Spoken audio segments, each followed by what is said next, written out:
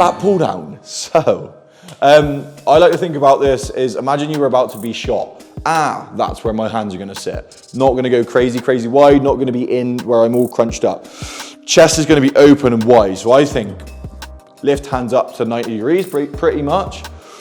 Lift chest up, that's where I'm gonna be. Now I want you to be chest raised in this. Yes, you're gonna hit your upper back, but you're also gonna hit your lats. Your lats job is this. Yep, your lats job is this. Hands go just outside of like, again, 90-degree position. That's pretty much where they're gonna go. I'm gonna sit down with this, arms nice and straight, bring my legs in underneath the pads. So from here, I'm gonna go chest up, right? Now I'm driving my knees into the pad. So I'm pushing like my toes into the floor, driving knees into pad, shoulders, like chest is up. Now my shoulders are gonna be like, I can move my shoulders here, right? So I've got this play within my shoulders. Now I'm gonna slightly lean back and have chest up, and I'm going to drive elbows to the floor, but I'm gonna initiate it with the pull from my shoulders. Shoulders, elbow down.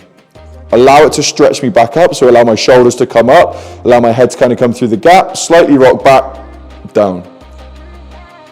Head comes slightly through the gap, shoulders down, elbows down, chest comes up.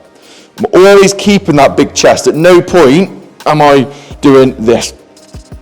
Am I collapsing in? So at no point am I crunching over and doing that. As soon as you start to get into a state where we're doing this,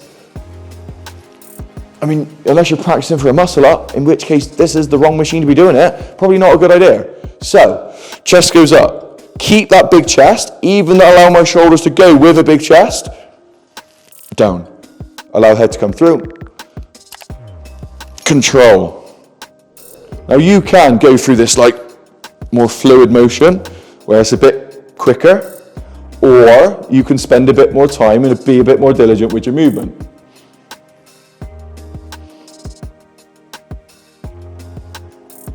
Moving down pretty quick.